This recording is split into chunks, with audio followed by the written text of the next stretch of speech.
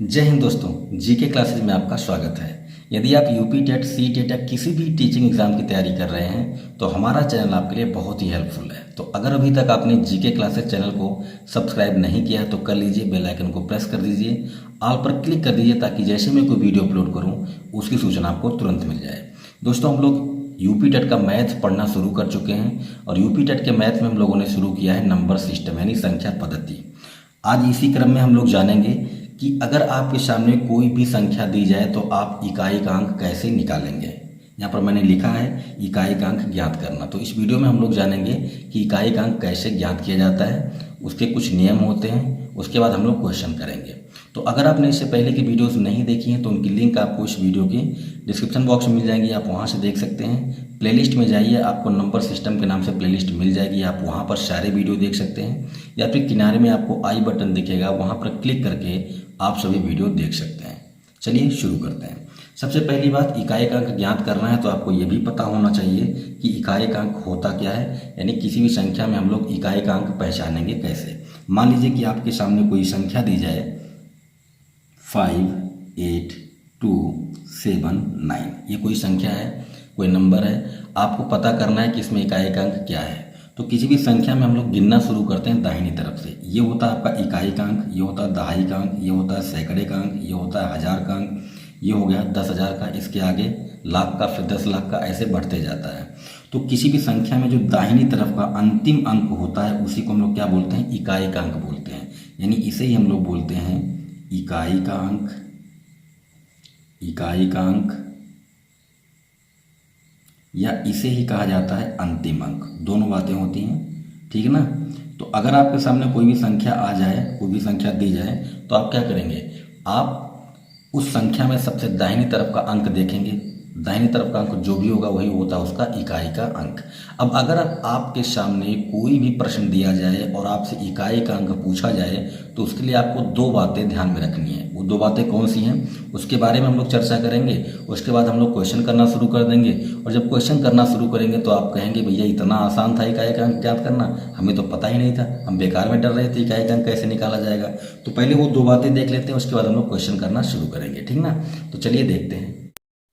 तो साथियों, पहला जो आपको पॉइंट याद रखना है इकाई का अंक ज्ञात करने में, वो है कि यदि किसी संख्या में इकाई के स्थान पर 0, 1, 5, 6 हो तो घात चाहे जितनी हो इकाई का अंक 0, 1, 5, 6 ही आता है।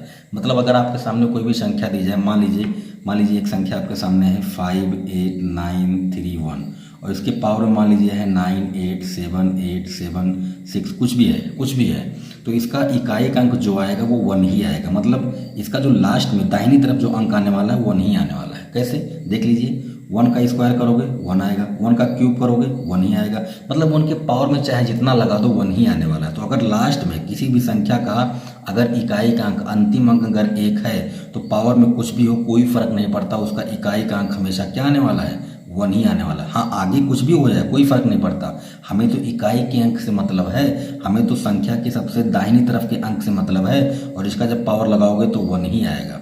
ऐसे यहाँ पर 0 होता तो 0 ही आता इकाई का अंक। ऐसे 5 होगा, 5 देख लो, 5 का स्क्वायर करोगे 25 आएगा, 5 का क्यूब करोगे 125 आएगा। तो बार बार आप देख रहे हो कि अंतिम अंक जो है वो 5 ही आ रहा है, अंतिम अंक 5 ही आ रहा है।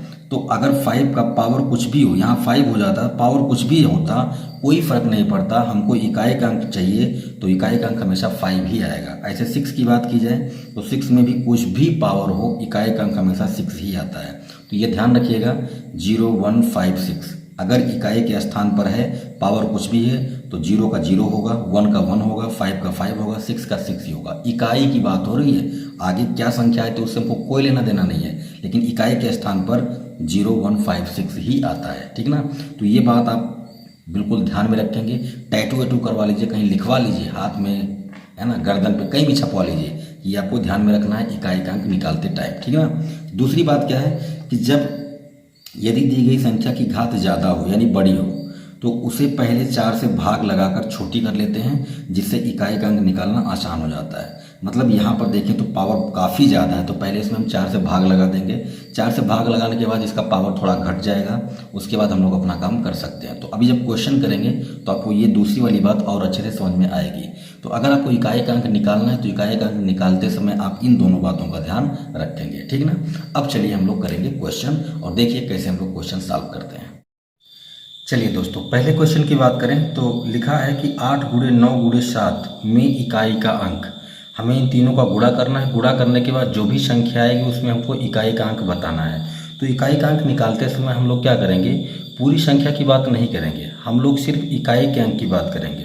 तो जैसे 8 गुणे 9 है, तो जब आप 8 का 9 में गुणा करोगे तो 8 और 9 का गुणा करने पर 8 9 72 आएगा। अच्छा, 72 आया है, फिर 72 में 7 का गुणा करना है, 72 में 7 का गुणा करना है। तो हम पूरा 7 का गुणा 72 में नहीं करने वाले हैं, हम क्या करेंगे, हमको इकाई का अंक चाहिए। तो इस 72 में 2 जो है वो इकाई का अंक है, तो इकाई का अंक निकालने के लिए हम इकाई के अंकों का गुणा करेंगे, यानी 7 का 2 में गुणा करेंगे। तो 7 का 2 में गुणा करेंगे, कितना आएगा, 7 दूना 14 आएगा। यानी कि जब इस पूरे का गुणा करोगे तो पूरे का गुणा करने के बाद में लास्ट जो आपको डिजिट मिलने वाला, अंतिम अंक मिलने वाला है वो 4 है, और यही अंतिम अंक ही इकाई का अंक होता है। आगे क्या नंबर आ रहा है हमसे कोई लेना देना नहीं है, हमको सिर्फ इकाई का अंक निकालना है। तो हम इकाई के अंकों का ही गुणा करेंगे। 7 दूना 14, 14 आया है, इसका मतलब ये जो नंबर आया है इसका इकाई का अंक क्या आने वाला है, 4 आने वाला है। मतलब आगे कुछ भी है कोई फर्क नहीं पड़ता, हमें सिर्फ इकाई के अंकों से मतलब है। तो इस प्रश्न का आंसर हो जाएगा ऑप्शन सी। बात आई समझ में। जब भी हम गुणा करेंगे हम इकाई के अंकों का ही गुणा करेंगे। जैसे क्वेश्चन नंबर 2 में देखिए, 3 गुणे 38 गुणे 537 गुणे 1256, इस पूरे का गुणा करना है और गुणा करने के बाद अंतिम अंक बताना। अंतिम अंक मतलब इकाई का अंक बताना है। तो क्या करेंगे, 3 का पहले आप 8 में गुणा करेंगे। इस 3 से कुछ लेना देना नहीं है, हमको इकाई के अंक से मतलब है। तो 38 में इकाई का अंक 8 है, 3 का गुणा करोगे 3 8 24 हो गया, 3 8 24 हुआ, यानी कि जो आपका 24 आया है, 24 आया है, इसका 3 में 8 का गुणा करने पर उस 24 में अगर हम देखें तो 4 हमारा यूनिट डिजिट है, यानी इकाई का अंक है। तो इन दोनों का गुणा जब किया तो हमें जो भी संख्या मिलेगी उसकी इकाई का अंक 4 आएगा, ठीक ना। अब उस 4 का गुणा करना है इस संख्या के इकाई के अंक में। तो ये 537 है, इसमें इकाई का अंक 7 है। इन दोनों का गुणा करने पर इकाई का अंक 4 आया है, उस 4 का गुणा करेंगे इसके इकाई के अंक से, यानी 4 का गुणा 7 में करोगे कितना आएगा, 28 आएगा।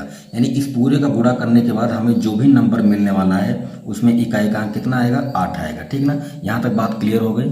अब हमको 1256 गुणे क्या करना है, ये जो भी नंबर आया है, लेकिन जो भी नंबर यहाँ तक आया है उसका इकाई का अंक 8 है और इस संख्या में इकाई का अंक 6 है। तो हम सिर्फ इकाई के अंकों का गुणा करेंगे। तो इस 6 का गुणा 8 में करोगे तो 8 6 48 आया। इसका मतलब ये कि इस पूरे का जब आप गुणा करने वाले हो तो आगे कुछ भी नंबर आ जाए कोई फर्क नहीं पड़ता, आगे कोई भी डिजिट आ जाए कोई फर्क नहीं पड़ता, आखिरी का डिजिट जो आएगा वो 8 ही आने वाला है, यानी इकाई का अंक 8 ही आने वाला है। इसका मतलब इस प्रश्न का ऑप्शन डी करेक्ट हो जाएगा। बात आई समझ में। हमें इकाई का अंक निकालना है, तो इकाई का अंक निकालते समय हम सिर्फ इकाई के अंकों का गुणा करेंगे, बाकी सभी अंकों को छोड़ देंगे, सिर्फ इकाई के अंकों को लेकर चलना है, ठीक ना। चलिए आगे बढ़ते हैं। क्वेश्चन नंबर 3 की बात करें तो लिखा है 3 पावर 40, यानी 3 की घात में 40 का अंतिम अंक कितना होगा, इसके इकाई का अंक बताना है। तो मैंने आपको बताया था कि जब घात बड़ी हो जाए तो हम पहले 4 से भाग करते हैं। तो पहले घात में यानी 40 में 4 से भाग कर दीजिए। जब आप 40 में 4 से भाग करोगे तो 4 एकम 4 0 0, यानी ये पूरा कट जाएगा, यानी 4 दहम 40। अब इसका मतलब ये है कि ये जो 3 का पावर 40 है इसको हम लिख सकते हैं ऐसा, 3 के पावर 40 को हम लिख सकते हैं 3 पावर 4 और टोटल पावर 10, ऐसा लिख सकते हैं। 10 का 4 में गुणा होगा 10 चौक 40 हो जाएगा। अच्छा, अब इस 3 पावर 4 को पहले सॉल्व कर लेते हैं। तो 3 पावर 4 का मतलब है 3 का गुणा 4 बार, तो 3 गुणे 3 गुणे 3 गुणे 3, 3 का 3 में गुणा करोगे 9 आएगा, 3 का 3 में गुणा करोगे 9 आएगा, और 9 और 9 का गुणा करोगे तो 81 आएगा। इसका मतलब इसके अंदर जो भी नंबर आने वाला है कितना आने वाला है, 81 आने वाला है। अब आप कहोगे कि 81 पावर 10। मैंने आपको बताया कि कोई भी नंबर है अगर उसके यूनिट प्लेस पर इकाई के स्थान पर 1 है तो पावर कुछ भी हो, इकाई का अंक तो 1 ही आने वाला है। यानी 81 का अगर आप 10 बार गुणा करो, 50 बार गुणा करो, 100 बार गुणा करो, तब भी जो संख्या आएगी उसमें इकाई का अंक 1 ही होगा। इसका मतलब आपका ऑप्शन नंबर 1 करेक्ट है, यानी 3 घात 40 का अंतिम अंक कितना आने वाला है, 1 आने वाला है। बात आई समझ में। जो मैंने आपको 2 नियम बताए हैं उन दोनों नियमों का आप पालन करते जाइए, आपका क्वेश्चन सॉल्व होते जाएगा। नेक्स्ट क्वेश्चन की बात करें, 7 power 71 into 6 power 63 into 3 power 65। सबसे पहले इसकी बात कर लो। 6 की घात 63 है। मैंने कहा था कि अगर कोई भी संख्या है उसमें इकाई का स्थान 6 है, इकाई के स्थान पर 6 है, उसकी कुछ भी घात हो उसका मान, उसके इकाई का अंक हमेशा 6 ही आएगा। तो इस वाली संख्या का जो इकाई का मान आने वाला वो 6 आने वाला है। तो इसको लिख देते हैं कि 6 की घात 63 के लिए इकाई का अंक कितना है, 6। ये जो लिख रहा हूँ ये इकाई का अंक है। अब 3 घात 65 के लिए निकालना है। तो देखो 65 बड़ी संख्या है तो पहले 65 में 4 से भाग लगा दो। 65 में 4 से भाग लगा देते हैं। 4 एकम 4, 2 आया, यहाँ से 5, 4 छक 24, कितना आ गया 24। यानी शेषफल कितना आया, 1 आ गया। शेषफल कितना आया है, 1 आया है। इसका मतलब ये है कि जो यहाँ पर शेषफल आया है ना, जो शेषफल आया है वही अब इस संख्या की घात में लिख देना है। आपको क्या करना है, जो शेषफल आया है वही इस संख्या की घात में लिख दीजिए, आपका काम आसान हो जाएगा। यानी कि अगर मैं कहूँ 3 की पावर 1 तो 3 की पावर 1 का मतलब कितना, 3। इसका मतलब 3 पावर 65 की इकाई का अंक कितना आने वाला, 3 आने वाला है। जब आप 3 का 65 बार गुणा करोगे तो इकाई का अंक आने वाला है 3। जो भी संख्या आएगी उसमें इकाई का अंक 3 होगा, ठीक ना। अच्छा नेक्स्ट देखिए, 7 की घात 71 है। 71 भी बड़ी संख्या है तो 71 में भी आप 4 से भाग लगा दो। चलो लगा देते हैं। 71 में 4 से भाग लगाइए, 4 एकम 4, 3 और 1 है ना। अब 4 सते 28, कितना आया भाई, 3 आया। यानी शेषफल कितना आया, 3। जो शेषफल आया उसी को पावर में लगा दो। तो हम 7 की घात 3 लिखेंगे। जो संख्या है उसमें शेषफल की घात लगा देंगे। 7 की घात 3 का मतलब 7 का 3 बार गुणा करना है आपको, कर लीजिए कोई दिक्कत नहीं। 7 सते 49, 7 सते 49, यानी यहाँ पर आ गया 49।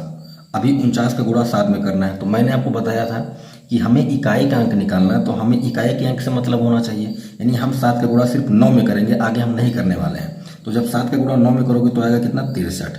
जो भी संख्या, इनका पूरा गुणा करने के बाद जो भी संख्या आएगी उसके इकाई का अंक कितना आने वाला है, 3 आने वाला है। इसका मतलब कि 7 की घात 71 के लिए इकाई का अंक कितना आएगा, 3 आएगा। अब आपको क्या करना है, अब आपको इन तीनों का गुणा करना है। तो 6 तियाँ 18, 6 तियाँ 18, भाई यहाँ पर कितना हो गया, 3 हो गया, यहाँ पर 6, यहाँ पर 3।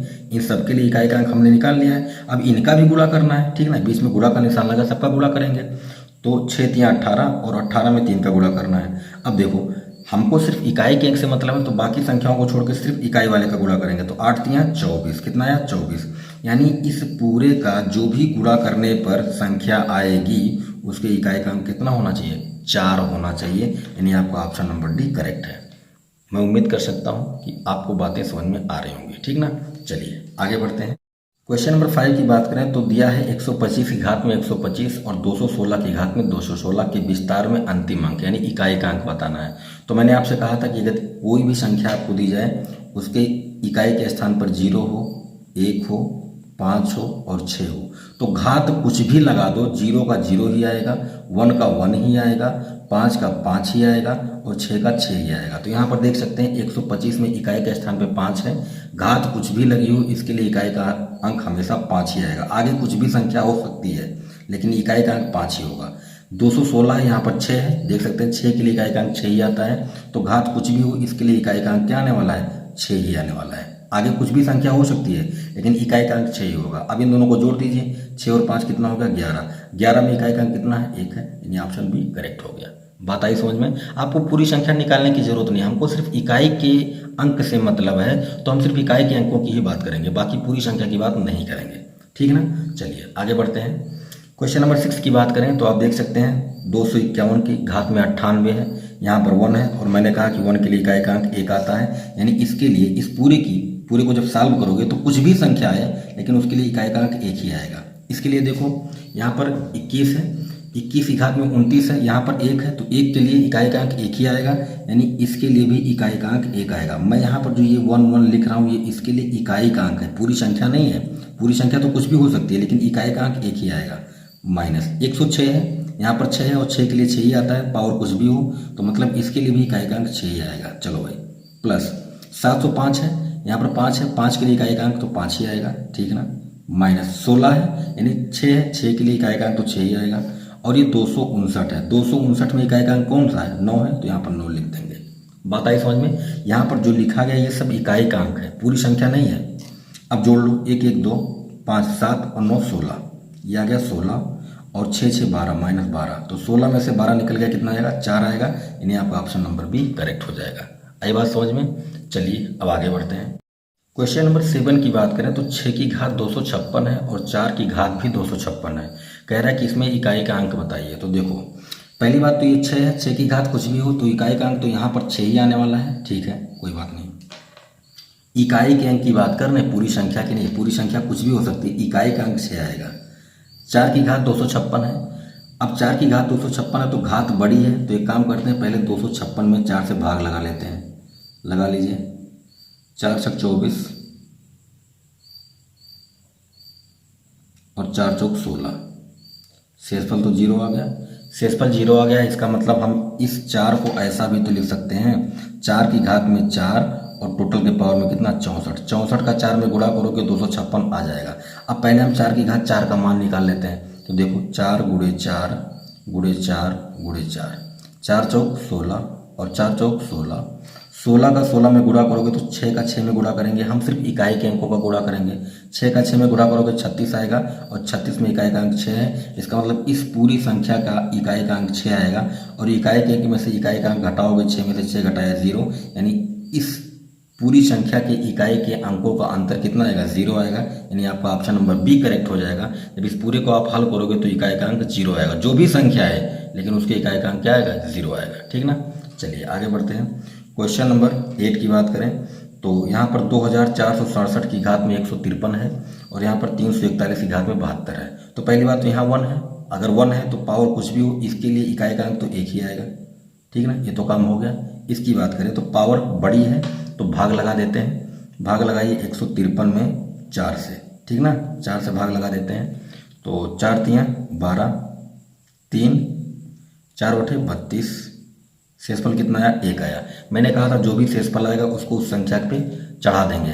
तो यहाँ पर 2467 है, इसकी पावर में कितना लगाएंगे 1 लगाएंगे, और पावर में 1 लगाने का मतलब यही संख्या रिपीट हो जाएगी, और जो संख्या रिपीट हुई इसमें इकाई का अंक कितना है 7 है, इसका मतलब इस संख्या में इकाई का अंक 7 आएगा और इस संख्या के लिए इकाई का अंक 1 है, दोनों का गुणा करोगे 7 ही आएगा, यानी जो भी नंबर इनको गुणा करने के बाद आने वाला है उसके इकाई का अंक 7 आएगा, यानी ऑप्शन नंबर आपका ए करेक्ट हो जाएगा, ठीक है ना।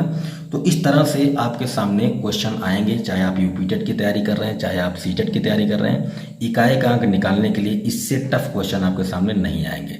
तो आप ऐसे क्वेश्चंस की बार बार प्रैक्टिस कीजिए, चीज़ें बहुत ही आसान हो जाएंगी आपके लिए, ठीक ना। तो मैं उम्मीद कर सकता हूँ कि आपको इकाई का अंक निकालना आ गया होगा। वीडियो कैसा लगा कमेंट करके जरूर बताएं, वीडियो को ज़्यादा से ज़्यादा शेयर कर दीजिए, और अगर आप चैनल पर नए हैं तो एक बार फिर आपसे निवेदन करूंगा कि चैनल को सब्सक्राइब कर लीजिए, बेल आइकन को प्रेस कर दीजिए, ऑल पर क्लिक कर दीजिए, ताकि जैसे मैं कोई वीडियो अपलोड करूँ उसकी सूचना आपको तुरंत मिल जाए। मिलते हैं नेक्स्ट वीडियो में। जय हिंद।